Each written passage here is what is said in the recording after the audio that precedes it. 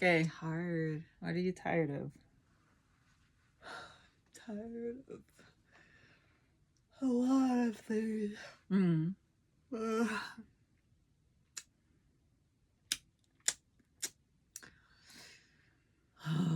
Maybe this election is making me tired.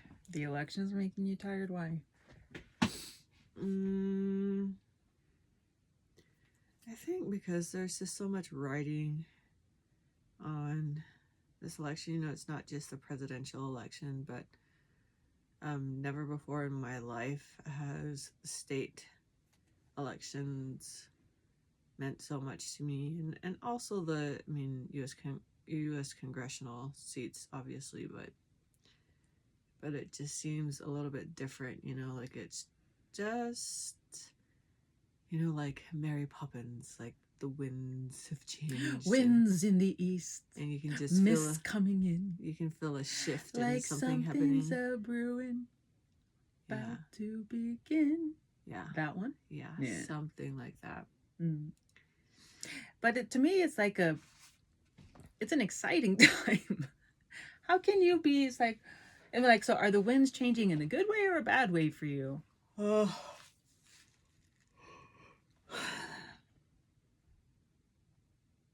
I don't know if there's, I don't know. I don't know if it matters which way the winds change, you know, just how we are able to move accordingly. You know, like the sails, like we can use it to still move in the ways that we want to go, but it's still a lot of work. You sound discouraged. Are you discouraged? I think I'm a lot of things.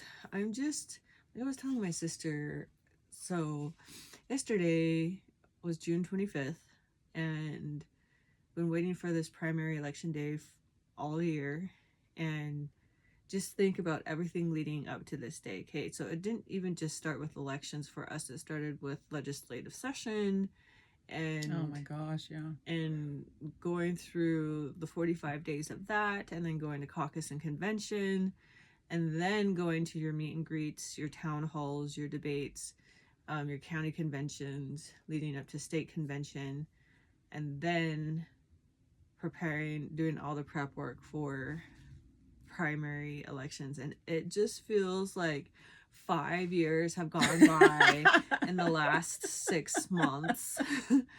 Like, so much has happened, and then add on top of that the presidential election that's happening, you know, in the country, and the whole world is watching America. And anyways, yesterday I was just like geared for it. I was like, yup, got my Lyman t-shirt, mowed the lawn, you know,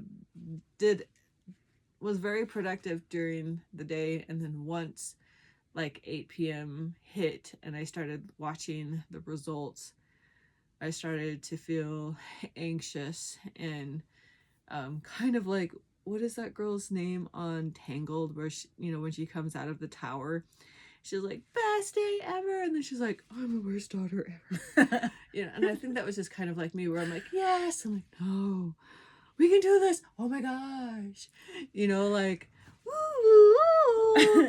And then I was just like, at the end of the night, after seeing the results at the end of last night, I just was not expecting that. I was not expecting to see the convention winners perform so poorly. And and I think that was like just pretty devastating for me, because my convention winner is winning. One is still winning. Yeah. Heidi Baldry, congratulations. Good job, Heidi. But I was just overwhelmed, and I think that's just carried over to today, just overwhelmed by you know, the others who made it onto the primary ballot, who didn't make it out of convention, got onto the primary ballot because they gathered signatures, and the majority of them have been winning in these primary elections. And that to me is overwhelming, because I just see the disconnect between ordinary citizens and civic engagement and the continued amount of work that needs to be done. Like, we've already been doing a lot of work just for the past 6, almost 7 months, and just getting to this like, point. no. We've been doing more work since before the last 6 or 7 months. Right. We've had work and discussions for years. Right. But the work that we've been doing at this point in time in the last 6 months. It's just kind of like how I felt when I was a youth on the Pioneer Trek. Like, every time we got over one little hill, there was another one. You know, and we were like, okay, it's, you know, we're almost there, and we get over the hill, and then there's another one, and you're just like, okay, are we even making progress? You know, I guess that's just like, it's kind of, well, for me, that's like switchbacks, right, when you're just switching back and forth when you're hiking a mountain, and you have these switchbacks, and it's like, we're almost there. It's like, why is the almost there still there? Almost there. It's like, I can't see the, yeah. Well, and, you know, I guess I should know, as a student of liberty, I should know that there's not a destination. Yeah. You know, the journey of liberation and being, and not being in bondage, that's continuous. You know, you don't ever get to a place of like, we are absolutely free. 'Cause that's so frustrating. You know, okay, so it's like swatting a fly. It's like when you swat the fly dies, and then it never comes back again. But for some reason, these are like super what flies? Like, they're resistant to dying. They're like mold. It just keeps growing. You know? Well, and in this case, I know that, you know, like, I guess my feelings of despair, not utter despair, it's just kind of like, you know, you get done with like your triceps and your biceps, and then you're like, oh, tomorrow's leg day, and you're like, oh, wow, you know, I worked so hard today only to have to come back tomorrow and do the same thing. And I guess there's just a really selfish part of me that wants to see the improvement. Like, like my sister said, we've been working really hard intentionally for the past 6 months, but we've been doing this and having these discussions for decades. Yeah. And how do you invite ordinary citizens to a discussion? See, and the ironic thing is, I think this is a really exciting time. Of course you would. No, I'm not trying to be Pollyanna and to say, well, let's just play the glad game. You know, I'm just going to find something to be glad about. In fact, I remember, like, as I'm talking about this, I remember trying to be happy about something. And talking to my daughter about it, to Tia. And she just says, okay, about brass. It's like, happy little accidents kind of a thing. It's like, you're not... I don't believe that these things are accidents. These things are happening. And I don't either. But I'm really excited. I don't think it's a bad thing either. It's just kind of one of those, like, okay, I'm just going to take a little quick breather and just, you know.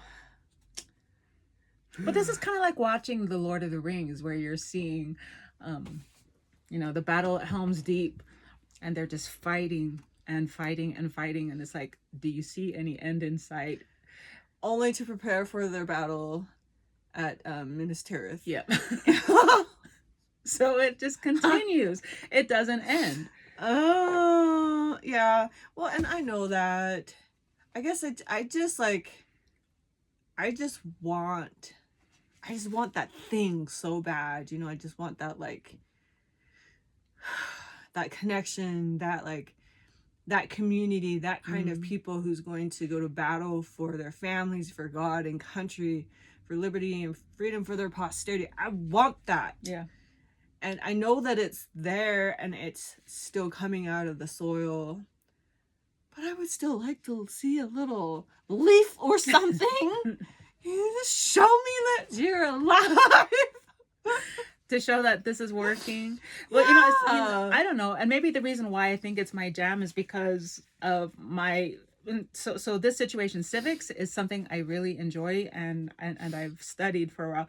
But self-advocacy and learning to push through those,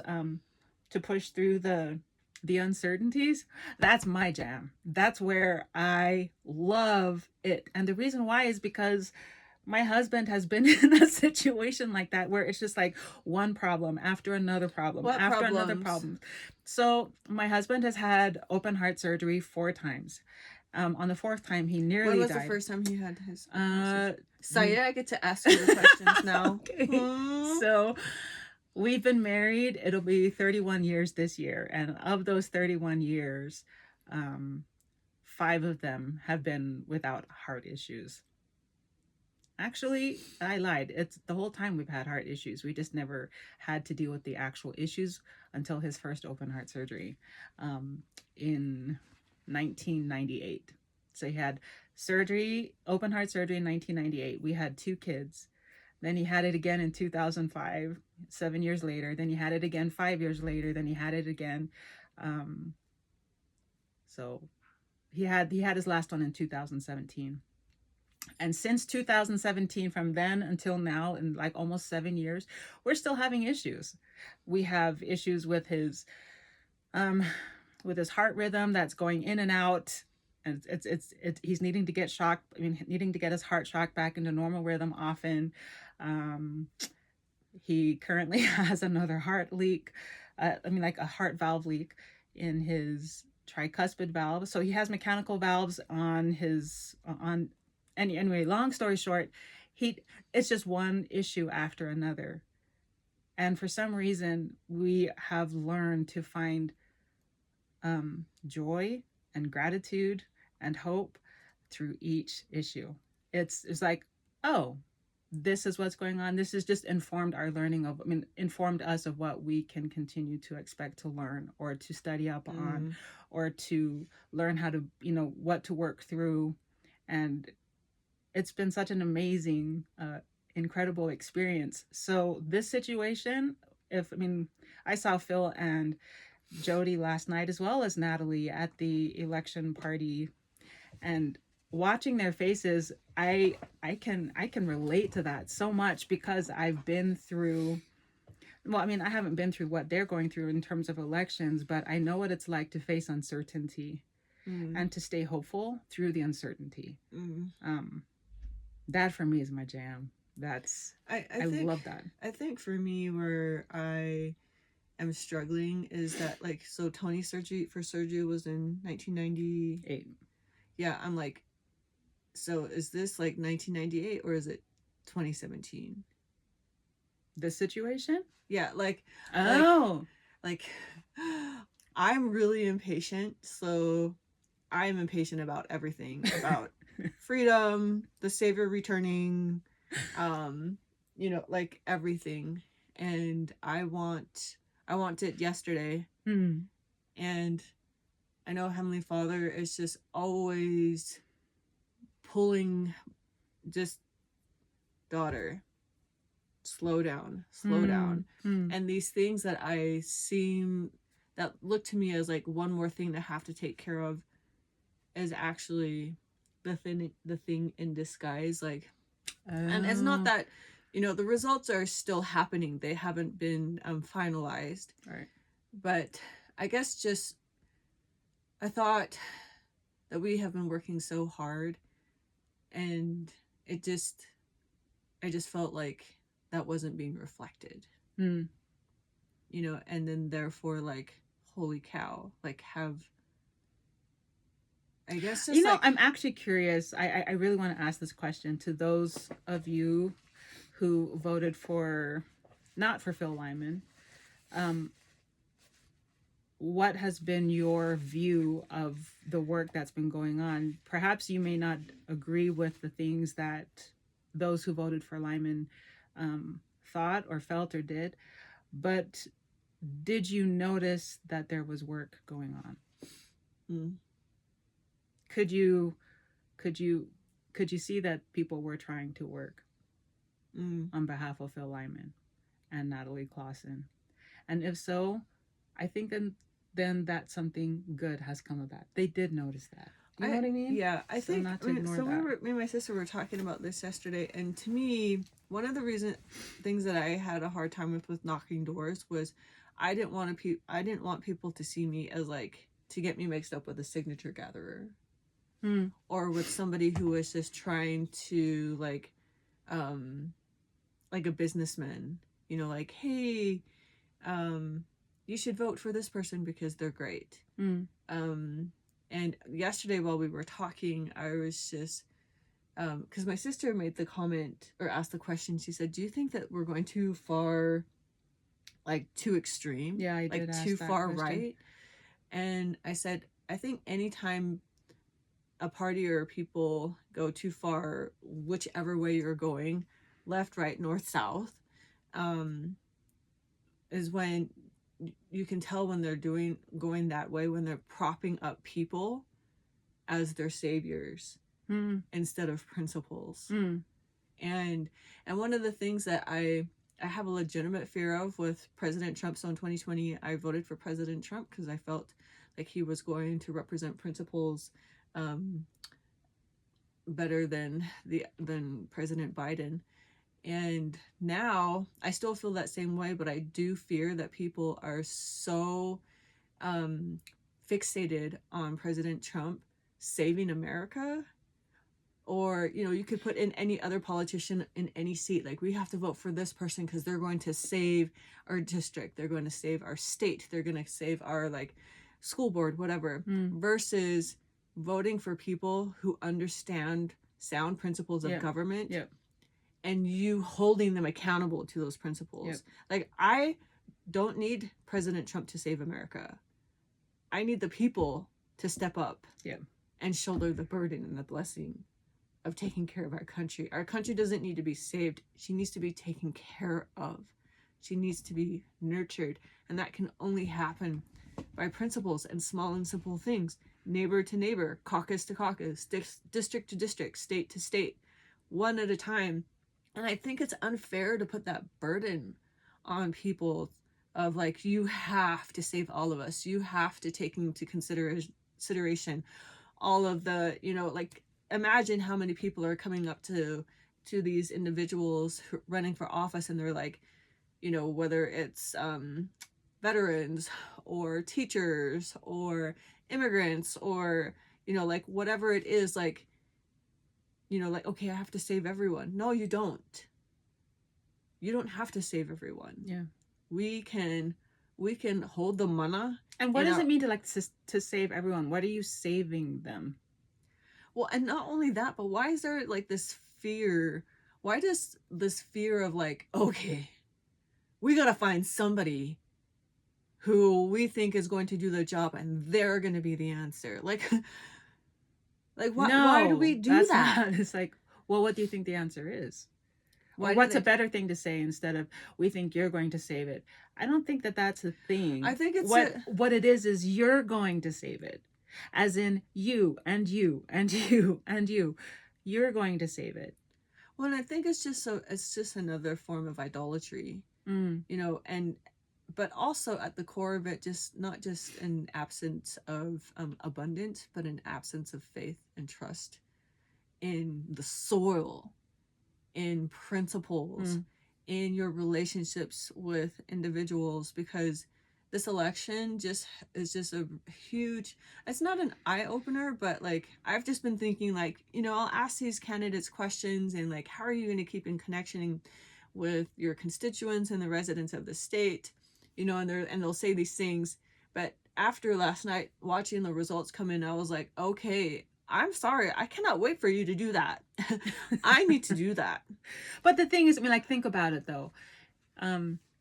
What are some consequences that could happen of this situation if those who are convinced, like those who trust the caucus system or believe in the caucus system, sees this happening? I mean, like, my initial thought was, I think people are going to defect from the Republican Party.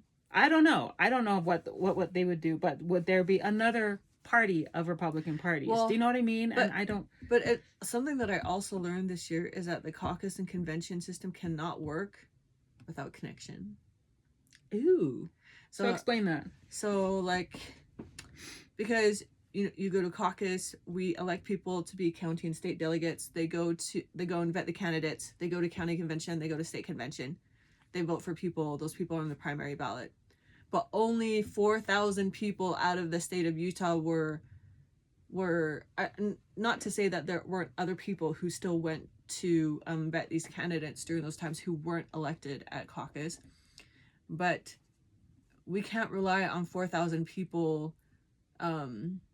Like, they're voting to put people on the primary election, but then what about their precincts? The 1,200 people in each of their precincts that don't know anything about their candidates. And I've just been thinking a lot about that because after convention, I was like, okay, I'm going to go and I'm going to knock doors and talk to my neighbors about these candidates. And as I was knocking the doors, what I realized was I actually just need to get to know my neighbors. Yeah. Like, hi, my name's Tiana. What's your name? Oh my god. Because like, who like, I'm so stupid. Like, who am I to go and say, hey, let's fight for liberty and freedom. Oh, and by the way, what's your name? Steven. Hi, nice to meet you, Steven. Yeah. You know, like, it just comes across, like, where's the monarchy? Where's the like coming together and bringing in? Where's the community? Yeah. And without connection, without community, and it has to be sincere, caucus and convention are begin at caucus, end at convention. Interesting. So how would you have changed that? I mean, like, well, I now know what I would do differently. I would improve my relationships with everyone in my precinct. Yeah. Get to know everybody, all 1,200 of them. Well, and just like, I was just thinking about that for the next 2 years, the next 4 years. Like, I am going to get to know my neighbors, and not because of election and not because, you know, of candidates that I believe in, but because I want to get to know them. And I want to know why they vote the way that they vote. Like, one of the other things we were talking about yesterday is that when in our discussions, I'll just speak for myself. I always try to point back to principles, because it doesn't matter if you're a libertarian, an independent, a Democrat, a Republican, like whatever party you affiliate, we all fuck a papa back to principles. We all trace our lineage back to principles. And so as long as I can point back to the whakapapa, to that soil, then we all connect. And my hope is that bringing that out of the soil will help them to understand, okay, so let's compare this to an independent's policies, a libertarian's policies, a Democrat's policies, a Republican's policy. Do they whakapapa back to the soil? To the soil of principle? Yes. Okay. And if so, and if not, like, we can find our connection there. And anyways.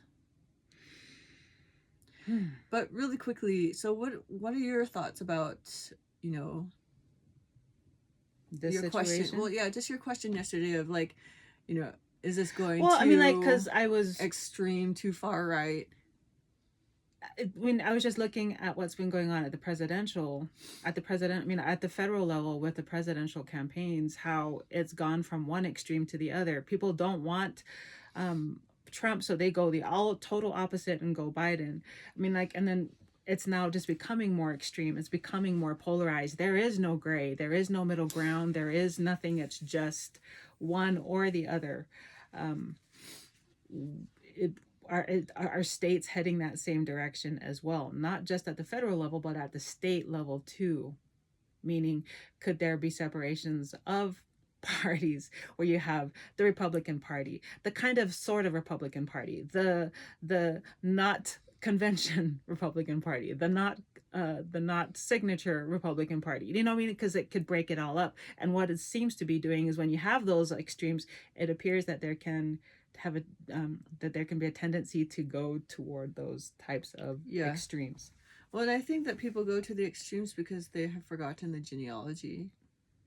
And the genealogy has been replaced with, like, the fear of something happening, the fear of, you know, illegal immigrants coming in, the fear of, you know, the whole country going bankrupt, the fear of, like... So it becomes polarizing. So it's like polarizing But I'm saying just like the fear becomes a motivator for like, we have to find something fast and we have to prop them up. And it just actually made me think about something. So in our culture, whenever we get together with family members, growing up, so my dad or my mommy would introduce me to an auntie and an uncle that I haven't seen since I was little, and they'll say, "This is your auntie, my auntie Mele. She is the daughter of so and so who raised your grandpa, who lived here." Okay, so our parents would do that, our whole lives growing up. This is how you connect to this person. This is how you connect to this person. And it wasn't until I got older that I started to panic, because I realized like, oh, I need to remember that, because I'm going to have to explain that to my nieces and nephews, to my own babies. And I feel like when it comes to these different parties and the possibility of going to the extreme, maybe we're not asking people, okay, so who are you and how do we connect? Like, tell me that lineage of liberty and freedom as a candidate. Like, fuck up with that back to the soil, to the both of us. Because it becomes less about being an American and more about being a party. I mean, like a party person. It's like that becomes a separation. The connection ought to be America. It really should. Yeah, and it becomes everything like around principles. You know, it's the likeness of principles. It's the likeness of I'm trying to think of the preamble, and it's just left my mind. You know, established justice. It's the likeness of blessings to ourselves and our posterity, but it's not the actual thing. And I don't know about you, but I went to we were at Crown Burgers, remember that one time making the video, and we got their vanilla ice cream, and it had a likeness. It had a likeness. It looked like vanilla ice cream. It was cold like vanilla ice cream, but it tasted like doo-doos. Okay, did we eat most of it? Yes, we did. But we don't want the likeness of liberty or freedom. We want the real deal. You know, and to me, you can feel the difference in the mana of someone when you can feel the real deal. You can have your own experience with that, but it's true. Anyways, so how do we not, go that far, right? Not to say that I don't see our state, well, I mean, we'll see what happens with this election, but how do we stay within the soil and close to principles? And no matter where you lie on the political, I think first and foremost it's realizing that it's not a person. It's not in a person. It's in each of us. It's in you. It begins with you. It begins with me. It begins with the individual. The individual understanding and knowing for himself and herself those things. Because it's really hard to, I don't know how to explain that. I don't know how to explain that well. Do you think you can? Well, I don't mean to get like Book of Mormon-ish too, but to me it's like the difference between, it's like when it's the difference between pointing back to principles versus saying, I am the principle. Ooh. Which, you gotta watch it, family, because there are candidates out there that are like, hey, you vote for me and you'll have liberty. You vote for me and you won't be in bondage. No, bro. I vote for you and you exercise those principles just like I am, and we won't be in bondage. I don't need you to. You are not freedom. You are not liberty. You don't hold that mana. No. And it's no respecter of persons. It really isn't. So, which is really nice. Yeah, it is. You know? Freedom is, and when I say that freedom is not a respecter of persons, no one can control it. They can try. They can really try. But in the end, it always, freedom is either lost or won by people who obey it. Yeah. It's like one of those, like, Because you can't own it. You can't. Freedom and liberty is a part of all of us, but none of us own it. You can't own it without understanding its principles. I'm really grateful. Yeah. For that, because I mean that means that we are all accountable and students. Yeah. Everyone is a student. Yeah. Because the way that we live our lives determines, I mean, like, just at the most basic, at the most individual level, our freedom is based on our choices. And we can't get away from those consequences. No matter how much it can be legislated, you still can't get away from it. Because it just creates more problems if you try to legislate it. Well, and, you know, your experience with you and Tony, like, you haven't been able to get away from the reality that he's had 4 open heart surgeries and things are still uncertain. And it's not, I mean, like, no amount of legislation is going to make his heart go better. Yeah. I mean, no. So he's got to learn. I mean, like, we are learning to work with what we have, with what we know. We can't change it. If he wants to live, he's got to work with it. And so that's the same thing with freedom. You want it, you got to work with it. And I do want to live, and I do want to work with it. I guess did you just tell me to, like, shut up and just keep working hard? Cal. Nah. But I really am so hopeful. I feel hopeful for it. I haven't gone running in a month, but I will start next week. But when I would run outside, and there were times that I hated running in the wind because it was so, I hate, if there's anything I despise more than running in the cold, it's running in the wind, because I feel so, like, I don't feel like I'm moving when the wind is so strong.